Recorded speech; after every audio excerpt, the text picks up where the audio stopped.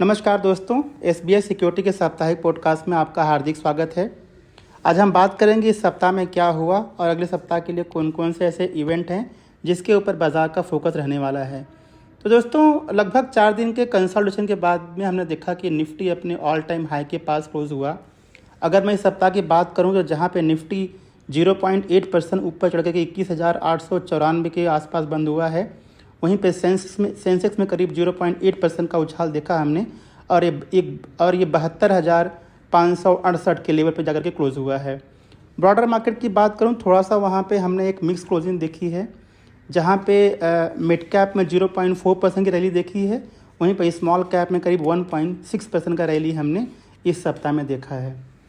जो हमने frontline indices में जो हमने एक रैली देखी इस सप्ताह में दोस्तों, इसके पीछे मेन कारण ये था कि एक हैवी लिफ्टिंग हुई है जो इंडेक्स के हैवी वेट हैं जैसे रिलायंस इंडस्ट्रीज़ हैं, और कल से जब रिजल्ट सीजन चालू हुआ है तो वहाँ पे इन्फोसिस और टीसीएस के जो नंबर आए हैं वो मार्केट की उम्मीद के आसपास है, उनसे बेहतर आए हैं, जिसके कारण मार्केट को एक अच्छा खासा सपोर्ट मिला। क्योंकि हम सब जानते हैं कि बैंकिंग सेक्टर के बाद में अगर किसी का सबसे बड़ा वेट निफ्टी के अंदर है तो वो है आईटी का।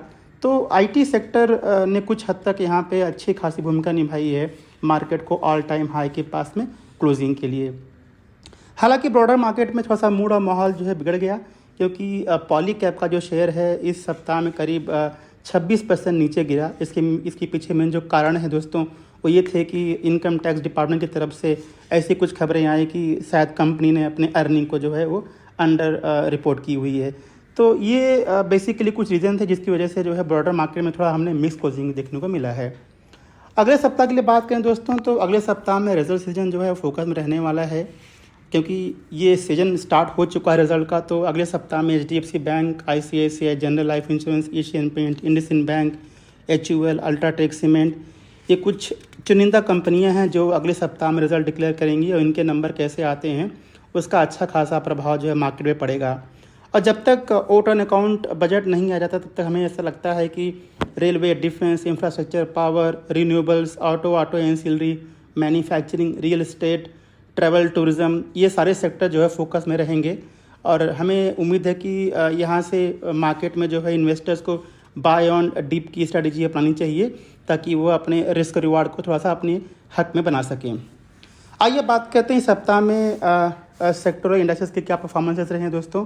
तो इस सप्ताह में आईटी जो है वो बिगेस्ट गेनर रहा है बीएसई में, लगभग 4.6% की रैली हमने इस सप्ताह में देखी है। बीएसई रियलिटी में 4.3% और बीएसई ऑयल में 2.2%, बीएसई ऑटो में 2% और बीएसई कंज्यूमर ड्यूरेबल में 1.4%। तो खाली अगर मैं 3 सेक्टर को छोड़ दूं, मेटल, बैंकेक्स और एफएमसीजी को, तो सारे ही इंडाइसेस जो है 0.2% से 4.6% के बीच में जो है ऊपर बंद हुए हैं, जबकि मेटल, बैंकेक्स, एफएमसीजी में जो है 0.2% से 1.8% की हमने गिरावट देखी है इस सप्ताह में। आइए बात कर लेते हैं दोस्तों इस सप्ताह के जो टॉप गेनर्स और लूजर्स कौन कौन से हैं निफ्टी के अंदर। तो ऑब्वियसली जो टॉप गेनर्स हैं उसमें आईटी कंपनियां छाई हुई हैं। तो निफ्टी में HCL take, Infosys, LTI Mindtree जो है एक अच्छा खासा स्पेस ऑक्यूपाई किए हैं यहाँ पे। जो टॉप 5 गेनर्स हैं यहाँ पे Hero MotoCorp, HCL take, Infosys, Reliance industry, LTI Mindtree, इन सभी में हमने 5% से करीब 10% की रैली है नए सप्ताह में देखी है। जबकि जो गिरने वाले टॉप 5 निफ्टी जो शेयर्स हैं वो है Nestle India, Bajaj Finserv limited, Divi's lab, Hindustan Unilever, UPL. इन सारे शेयर्स में लगभग 3% से 4.5% के आसपास का हमने एक गिरावट देखा है। आइए बात करते हैं कुछ मॉनिटरेबल्स की जो मार्केट क्लोजली ट्रैक करता है। तो एफआईआई ने सप्ताह में करीब 1,212 करोड़ रुपए की सेलिंग की है, जबकि डीआईआई ने करीब 3,947 करोड़ की बाइंग की है सप्ताह के अंदर। ब्रेंट क्रूड की बात करें दोस्तों तो $76 के आसपास ये बना हुआ है, और ये इस सप्ताह में हमने थोड़ा सा रैली देखा है इस क्रूड के अंदर। लगभग 5% की रैली हमने सप्ताह में देखी है, करीब $80 पर बैरल के आसपास जो जाकर के जो क्लोज हुआ है। जबकि बॉन्ड यील्ड जो है 4% या उसके आसपास बना हुआ है। क्योंकि जो यूएस के जो सीपीआई नंबर आए थे कल के दिन, वो थोड़े से उम्मीद से जो है ज़्यादा आए थे। इसका कारण ये, इसके इफेक्ट में ये हुआ कि बॉन्ड यील्ड में थोड़ा सा हमने स्पाइक देखा। आइए बात करते हैं कुछ इकोनॉमिक डेटा की दोस्तों। तो जैसे मैंने कहा कि सीपीआई नंबर जो यूएस का आया वो 3.4% का आया दिसंबर महीने का, जो कि उम्मीद से थोड़ा ज़्यादा था। तो जिसका इफेक्ट भी हमने बॉन्ड यील्ड पे देखा, जो कि 4% के आसपास जो है वो बना हुआ है। आइए बात करते हैं कुछ कंपनियां जो इस सप्ताह में फोकस में ही दोस्तों। तो पहला इन्फोसिस। तो इन्फोसिस ने अपने Q3 के नंबर डिक्लेयर किए हैं और ये नंबर जो है उम्मीद के आसपास है, उससे थोड़ा सा बेहतर रहे हैं। मार्जिन भी ठीक ठाक ही रहा है इस कंपनी का। तो ओवरऑल जो है नंबर बढ़िया रहा है इन्फोसिस का, और जिसके कारण हमने देखा कि आज के सेशन में करीब ये स्टॉक 8% के आसपास जो है ऊपर बंद हुआ है। टीसीएस के नंबर ही बेहतर थे, ये उम्मीद से ज़्यादा बेहतर नंबर आए हैं टीसीएस के। तो यहाँ पे हमने उनके अर्निंग में करीब 1.5% का हमने उछाल देखा और उनके मार्जिन में करीब 50 बेसिस पॉइंट का उछाल देखा हमने। तो ओवरऑल जो है नंबर जो है टीसीएस काफ़ी बढ़िया था। मैनेजमेंट कमेंट्री उतनी हॉकिश नहीं थी, मतलब कहीं ना कहीं मैनेजमेंट को लग रहा है कि जो मैक्रो हेडविंड है वो थोड़े से सबडी हो रहे हैं या होने के आसपास पहुंचे हैं, तो इसका एक बेनिफिट उन्हें फ्यूचर में मिल सकता है। इसीलिए हमने देखा कि सारे आईटी स्टॉक्स में इसका प्रभाव जो है पॉजिटिव पड़ा है। फिर एचडीएफसी एएमसी ने अपने रिजल्ट डिक्लेयर किए हैं, जहां पे कंपनी के रेवेन्यू और प्रॉफिट में करीब 20% और 32% क्रमशः जो है उन्हें ग्रोथ देखने को मिला है। तो ये नंबर अच्छे हैं एचडीएफसी एएमसी के लिए।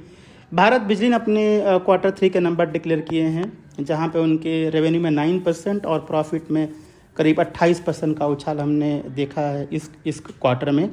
मार्जिन भी काफ़ी बढ़िया रहा है इस कंपनी का, लगभग 9.2% के आसपास इनका नेट मार्जिन, इनका बेटा मार्जिन है।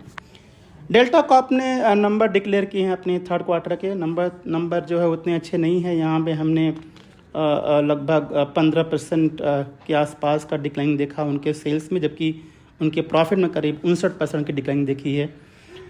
उसके अलावा दोस्तों सिग्नेचर ग्लोबल ने अपने नंबर डिक्लेयर किए, जहाँ पे उनके सेल्स में करीब उनके प्री सेल्स में करीब 48% का उछाल देखा थर्ड क्वार्टर के लिए। तो ये नंबर काफ़ी बढ़िया हैं। कलेक्शन इफिशिएंसी काफ़ी बढ़िया रही है कंपनी की, करीब 796 करोड़ का कलेक्शन किया है थर्ड क्वार्टर में। तो आगे चल कर के ये कंपनी जो है अच्छा परफॉर्म कर सकती है, हमें ऐसा उम्मीद है। सेनको गोल्ड ने अपने प्रोविजनल नंबर डिक्लेयर किए हैं, जहां पे उनके सेल्स में करीब 24% का ग्रोथ देखने को मिला है। और 9 मंथ की बात करूं तो यहाँ पे 26% का उछाल देखने को मिला है।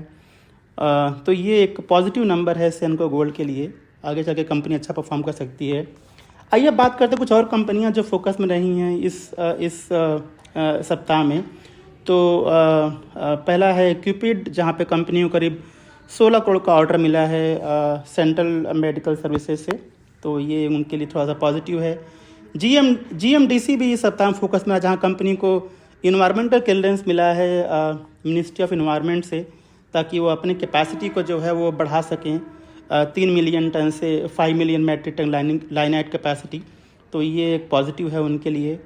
कल्याणी स्टील इस सप्ताह में फोकस में रहा, जहाँ पे कंपनी जो है एक सक्सेसफुल बिडर बन करके उभरा है, ताकि वो एक असेट्स एक्वायर कर सकें। कैमिनी स्टील की 450 करोड़ रुपए में ये एक्विजिशन करने वाले हैं, तो ये भी एक उनके लिए लॉन्ग टर्म में जो है पॉजिटिव हो सकता है। उसके अलावा फिनिक्स मिल ने अपने प्रोविजनल नंबर डिक्लेयर किए हैं थर्ड क्वार्टर के, जहाँ पर उनके ग्रॉस रिटेल सेल्स में करीब 30% का उछाल देखने को मिला है। टोटल कंजम्पशन जो है करीब 3,287 करोड़ के आसपास रहा, जो 24% जो है वो ग्रो हुआ है इस क्वार्टर में। तो ये एक लॉन्ग टर्म जो है पॉजिटिव है फिनिक्स मिल के लिए। तो दोस्तों ये कुछ कंपनियां हैं जो इस सप्ताह में फोकस में रही। उसके अलावा केपीआई ग्रीन एनर्जी जो हमारा एक कवरेज कंपनी है, यहाँ पे कंपनी को करीब 2 मेगावाट का एक सोलर पावर का ऑर्डर मिला है, तो ये लॉन्ग टर्म में उनके लिए पॉजिटिव है। तो ये सब कुछ कंपनियां हैं दोस्तों जो इस सप्ताह में फोकस में रही है। उसके अलावा इस सप्ताह में हमने दोस्तों 3 स्टॉक पे हमने रिकमेंडेशन दिया है। दो स्टॉक हमने रिकमेंडेशन दिए हैं अपने पिक ऑफ द डे में, और एक हमने दिया हुआ है पिक ऑफ द वीक में। आइए बात कर लेते हैं दो कंपनियां जो हमने अपने पिक ऑफ द डे में रिकमेंड किए हैं। तो पहला है ITD सीमेंटेशन, जहां पे हमने 292 रुपये पे हमने स्टॉक रिकमेंड किया हुआ है और टारगेट है 321 रुपये का। और ITD सीमेंटेशन एक लीडिंग EPC कंपनी है दोस्तों। इसके पास करीब 22,000 करोड़ रुपए के आसपास का ऑर्डर बुक है, जो कि 4.3 टाइम्स है उनके FY 23 के रेवेन्यू पे। तो अच्छी खासी रेवेन्यू विजिबिलिटी है। कंपनी ने कहा है कि 2024 में करीब 7,000 करोड़ रुपए का वो सेल्स करेंगे और 2025 में करीब 20 से 25% का वो ग्रोथ मान करके चल रहे हैं। तो ये एक पॉजिटिव है कंपनी के लिए। अगर मैं वैल्यूएशन की बात करूं तो 2024 और 25 पे ये कंपनी करीब 21 और 16 टाइम्स के आसपास ट्रेड हो रही है उनके नंबर पे। तो ये ओवरऑल जो है वैल्यूएशन भी काफ़ी अट्रैक्टिव लग रहा है हमें, और हमें लगता है ये कंपनी जो है आगे जाके अच्छा कर सकती है। अब बात करते हैं पावर मैक प्रोजेक्ट की, जो हमने रिकमेंडेशन दिया हमारे पिक ऑफ द डे में। जिस प्राइस पे हमें रिकमेंड किया है वो 4,726 का है और टारगेट है 5,201 रुपये का। तो पावर मैक प्रोजेक्ट एक हैदराबाद बेस्ड कंपनी है। ये एक लीडिंग EPC कंपनी है दोस्तों, जो कि अपने प्रोजेक्ट जनरली वो इंफ्रास्ट्रक्चर सेगमेंट में वो एग्जीक्यूट करते हैं। और जहाँ तक ऑर्डर बुक की बात है तो करीब 53,460 करोड़ रुपए के आसपास का इनका ऑर्डर है, जो कि उनके फर्स्ट हाफ FY 24 सेल्स, अगर मैं इसको एनालाइज कर दूँ तो करीब 14.5 टाइम्स के आसपास ये मिल रहा है।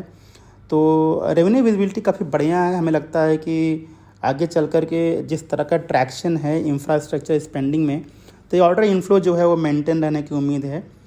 और अगर मैं वैल्यूएशन की बात करूं तो करीब ये 22 टाइम्स के आसपास है ये FY 24, और 14 टाइम्स के आसपास करीब 25 के अर्निंग पे जो है ये ट्रेड हो रहे हैं। तो ओवरऑल वैल्यूएशन भी काफ़ी अट्रैक्टिव है। तो ये दो स्टॉक हमारे थे पिक ऑफ द डे में। अब हम पिक ऑफ द वीक की बात करते हैं। तो यहाँ पे हमने जिस स्टॉक पर रिकमेंडेशन दिया वो है स्टील स्ट्रिप व्हील्स लिमिटेड, ये 271 पे हमने रिकमेंडेशन दिया था और टारगेट है 325 के आसपास का। तो ये जो कंपनी है एक लीडिंग प्लेयर है, डिज़ाइन मैन्युफैक्चरिंग और सप्लाई करती है स्टील व्हील्स जो है, जो कि जनरली ऑटोमोबाइल सेगमेंट में इसका इस्तेमाल होता है। इनकी करंट कैपेसिटी करीब 23.5 मिलियन व्हील्स की है और आगे चलकर कंपनी अपनी कैपेसिटी को जो है वो एक्सपांड कर रही है। तो इसका बेनिफिट जो है कंपनी को भविष्य में जो है मिल सकता है। अगर मैं वैल्यूएशन की बात करूं दोस्तों तो 271 के प्राइस पे ये करीब 18.7 टाइम्स और 13.1 टाइम्स के प्राइस टू अर्निंग पे जो है ट्रेड हो रही है उनके 2024 और 25 के अर्निंग पे। तो ओवरऑल वैल्यूएशन में काफ़ी बढ़िया है। तो हमें लगता है कंपनी आगे चल के अच्छा परफॉर्म कर सकती है। तो दोस्तों ये था हमारा इस सप्ताह का वीकली पॉडकास्ट। पूरा रिपोर्ट पढ़ने के लिए आप हमारे वेबसाइट पर जा सकते हैं, जहां पे हमने एक डिटेल रिपोर्ट बनाया हुआ है और इसमें कॉर्पोरेट एक्शन भी हमने कवर किया हुआ है। इसका मतलब ये हुआ कि जो कंपनियां आगे चल कर के डिविडेंड, बोनस या स्टॉक स्प्लिट अनाउंस करने वाली हैं वो सारे लिस्ट आपको वहाँ से मिल जाएंगे। उसके अलावा कुछ अपकमिंग बोर्ड मीटिंग्स हैं, वहाँ पे कंपनी का क्या एजेंडा है, क्या वो फंड रेज करने वाले हैं, वारंट इशू करेंगे या बोनस इशू करने वाले हैं, ये सारे डिटेल्स हमारे रिपोर्ट में आपको मिल जाएंगे जो हमारे वेबसाइट पे अवेलेबल हैं। तो दोस्तों ये था हमारा इस सप्ताह का पॉडकास्ट। हमें सुनने के लिए बहुत बहुत धन्यवाद और अगले सप्ताह के ढेर सारी शुभकामनाएं। Investment in securities market are subject to market risks. Read all the related documents carefully before investing.